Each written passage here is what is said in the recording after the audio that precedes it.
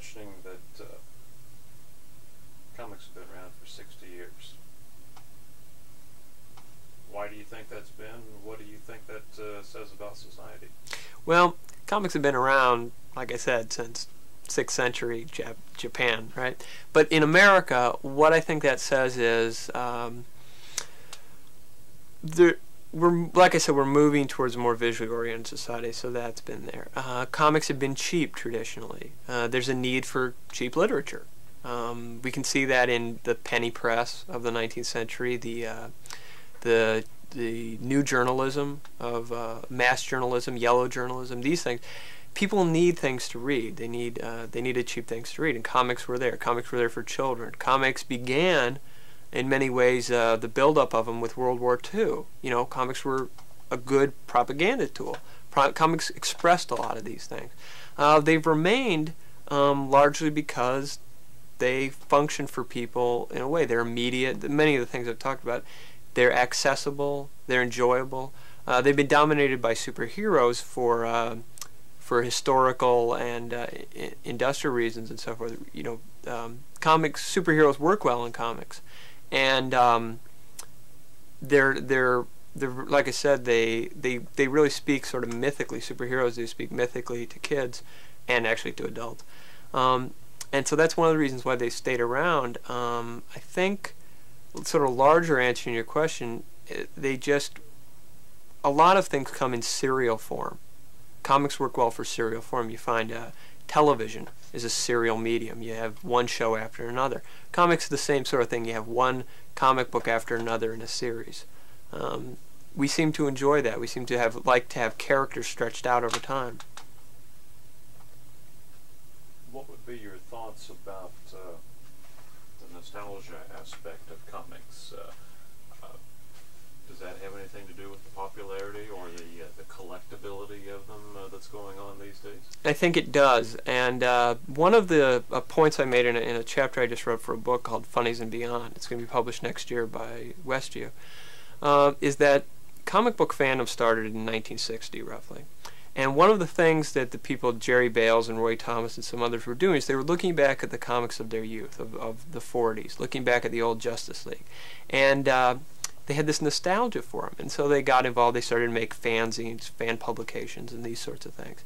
And what's interesting, they were looking backwards. And at the time in the 60s, everyone was looking forwards. If you did a poll and you asked people, when are the best days of America, behind us or ahead of us? Everyone would have said, oh, they're ahead of us. Science fiction fandom, where comic book fandom grew out of, they were looking forward and so forth. Well, about 1973, when comics fandom had been around for a decade or so, George Lucas came out with a movie called American Graffiti. American Graffiti looked back to 1962 in this fond remembrance, nostalgic remembrance. And after that, all of a sudden nostalgia became an industry, especially now if you look at Nick at Night, right? It's television. Ronald Reagan's presidency, in some ways, is nostalgia. You look at The Fugitive, The Flintstones, The Beverly Hillbillies. In all these films and so forth, and all this stuff that's going on, what happens is you take something from the past that people remember and you recreate it. Now, comics started that in 1954 when The Flash came back. The Flash was a character from the 40s, could run very fast and so forth. They brought him back in a new, revitalized form in 1954. And then they did the same thing with other characters in around 1960. And so comic book fans hooked into that revitalization where they could look backwards but still experience it kind of now. But in 1973, as I said, American Graffiti started, and it had to also do with, around that time, real wages in America started to go down. We lost the Vietnam War. The president resigned in disgrace. In many ways, America was better before 1973. You know, we could at least look at it that way.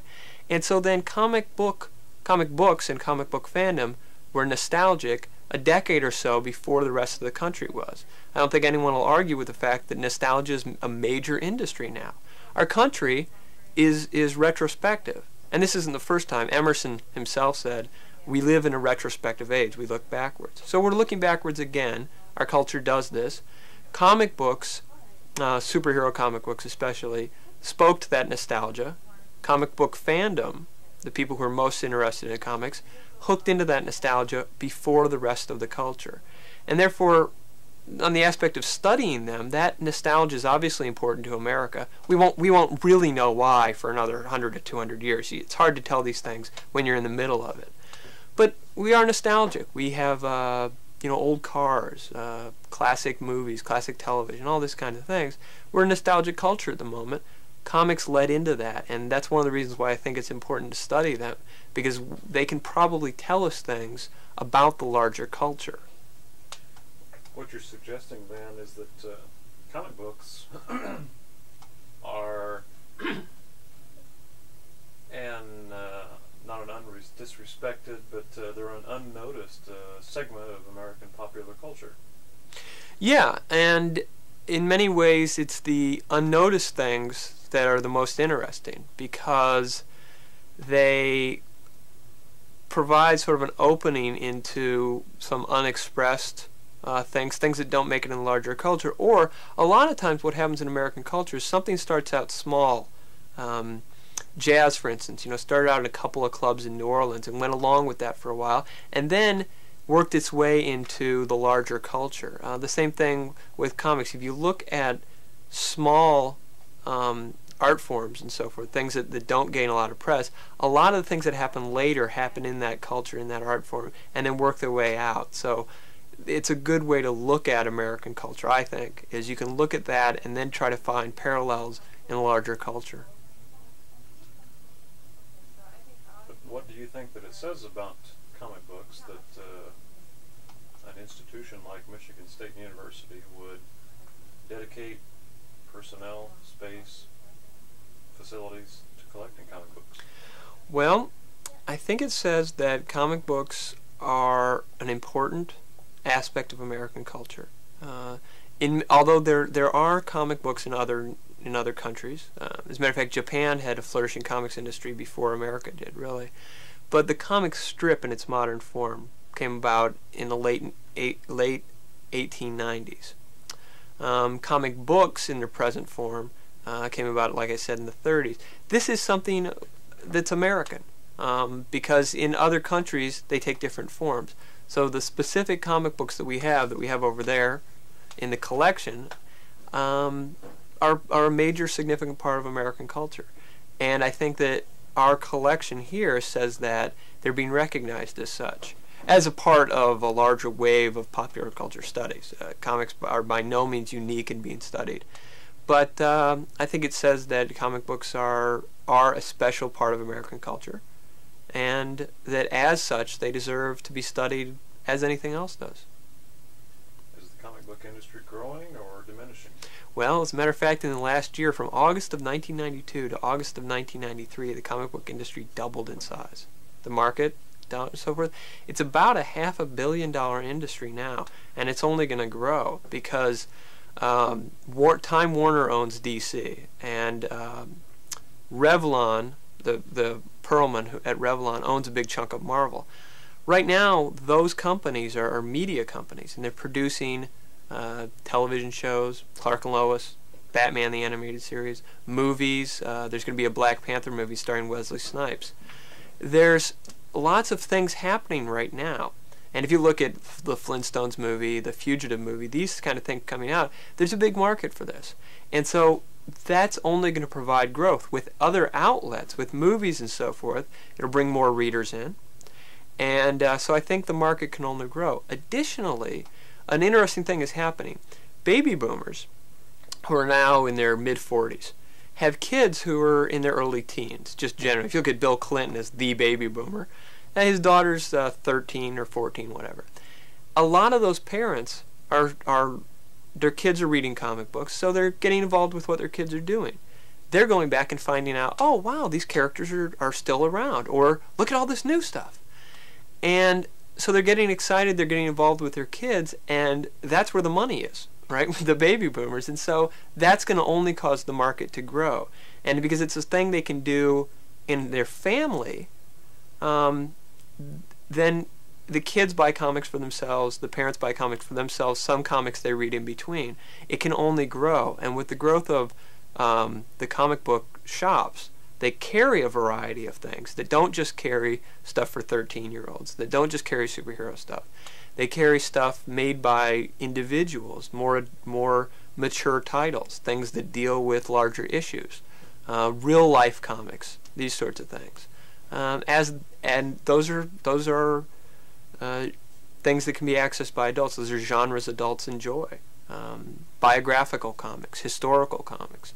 All these things are things that people who are in their 20s, 30s, 40s, 50s, 60s enjoy, and if they come into the comic book shop because of their kids and say, oh, they want to be involved in what their kids do, and then they find out, oh, there's Cerebus, there's Love and Rockets, there's any number of titles out there that adults can read, then the comic book market is only going to grow.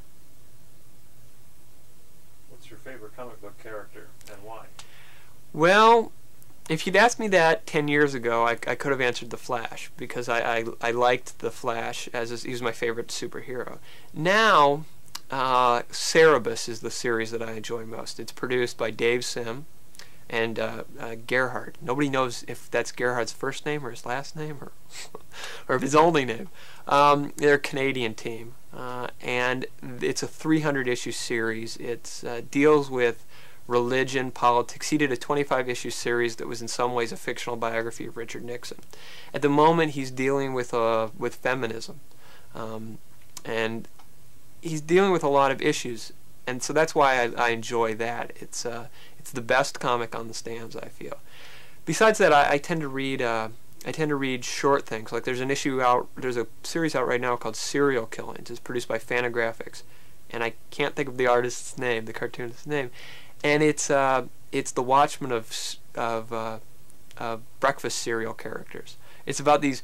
It's kind of like Tony Tiger and the Snap, Crackle, and Pop and so forth. If they were sort of actors acting in these commercials selling cereal, and somebody's been killing one of them. They've been killing them all. So they've been dying off, and maybe it's a murder. And so it's just really interesting look at American culture, because I had forgotten how truly strange breakfast cereal characters are. I mean, I'm Cuckoo for Cocoa Puffs, all this stuff. And he's examining that in a very odd way. So I'm enjoying that.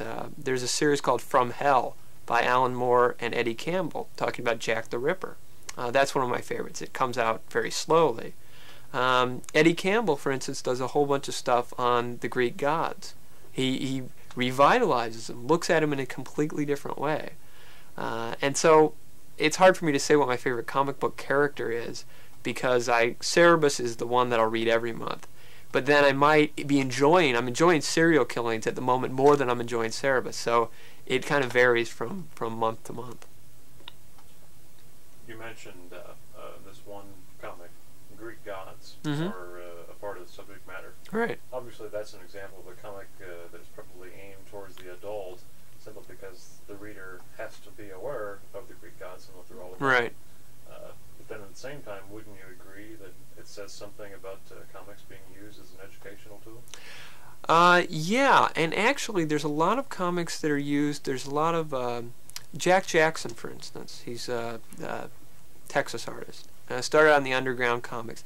Now his comics are sold in the state of Texas, historical museums, because he's done historical work on Texas. And so that's used to educate. There are comics that are produced, for schools and so forth, but I think the best comics for education are ones that deal with, historical issues and this sort of thing. There's been a Malcolm X biography, Martin Luther King biography, and these make these historical figures, because comics are so accessible. That's wonderful. That's why it's a wonderful educational tool. Although it's a wonderful medium for other things, but it's particularly a good educational tool because kids will read comics, adults will read comics. They won't maybe they don't want to sit down and read a whole big, thick biography, but if they have it in a comic book form where they can get into it, it gives them a start at least. Then maybe they'll later go back and read a big, thick biography. The perfect example of this is Classics Illustrated.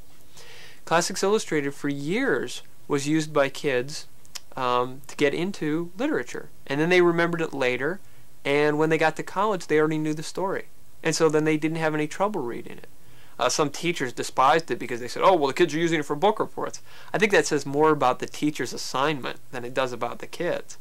And there's been some recent new Classics Illustrated. Dark Horse and First revitalized the Classics form. And so I think that's really great because you get to see an artist, a comic book artist, interpret a piece of literature. And then if that's made available to people, they can read it, find out, get the storyline down. Then when they go to read the classic work, the literature, they already have an avenue into it. They're already familiar with these people, and they can each one they can experience in a different way. But the thing is that comics give a love of reading. Most people who read comics go on to read other things. I mean, almost no one sticks just with comics, and they tend to read. They read everything. Because there's all these different things going on in comics. And so comics are a wonderful way to teach literacy. Although I don't want to restrict them to that. I mean, say they're a wonderful way. They're just a medium, just like any other medium. They have their strengths and weaknesses. And I've spoken about some of their strengths: accessibility, compactness. You can fit a whole big story into a smaller number of pages because you do so much visually. It conveys it immediately, these kinds of things. You might even call comics a springboard to other things. Yeah, and that's been one of the strengths of comics, I think. Regardless of the way they've been viewed, a lot of George Lucas read comics. Francis Ford Coppola read comics. A lot of James Cameron wanted to be a comic book artist. He found he couldn't quite do it, so he ended up in film. That's just to look at one thing. There's a lot of people who read comics and go on to be authors. I don't have a name at the moment, but these sort of things happen. People take comics and then go on to other things. Of course, some people, Clive Barker. Here's for an instance. He used his horror fiction to get into comic books. He's got his own line of comic books now. So it goes back and forth, and this is in some ways, I'm hoping we'll move towards the situation they have in the Philippines, where they have movies and television series that start out in comics. The storyline starts out in a comic book, then it ends up on the screen, then it goes back to the comic book. The same thing happens with television. As a matter of fact, The Prisoner, a great series from the 60s, never finished on television. The final episode was never told on television. About 4 years ago, DC Comics published I think it's the 16th episode of the Prisoner. It was the official end of the series. So there's a tie-in there. So people can use comics themselves as a springboard to move on to other forms of literature, different kinds of things, different media. Artists can use comics to move from film. Francis Ford Coppola released his Dracula film. He released it in comic book form as well. So Clive Barker moving from print, from prose to comics. People can move back and forth, and I'm hoping that'll become more common. In Japan and Europe, it is more common. There are film directors rather, who are also cartoonists. They do their own comics. This happens in Taiwan especially, is it Taiwan or the Philippines? I've lost which country it is. In Asia, at any rate, the only people who are allowed to direct the comics in some ways, the ones that they make into films, are the cartoonists themselves. And so I think there's a lot of movement for their back and forth to comics. Spike Lee just had his own he just started his own line of comics, for instance. So I think there's a lot of avenues that comics open up to people that will get explored. Especially from a child's standpoint. I would think that any child reading a comic book has questions prompted or interest sparked, so that again they move on to other things. Yeah, and I think one of the things that this is just talking about superhero comics. A lot of people went from that because the concepts that were introduced went on to become interested in science and other things. I think comics, because they're so immediate and so accessible, do offer that. They offer that window of opportunity, so a kid gets interested. A child might get interested. You can't give a child an enormous scholarly tome to look at, right? Because it's just not what the child can read. but you can give them the same sorts of thing, the same kind of history and so forth in comics form, and then they can read it. Then later, like I said, with this happened with Classics Illustrated, people read them as kids and went on to study them, and I mean went on to study the literature and to read them and so forth. So that happens a lot.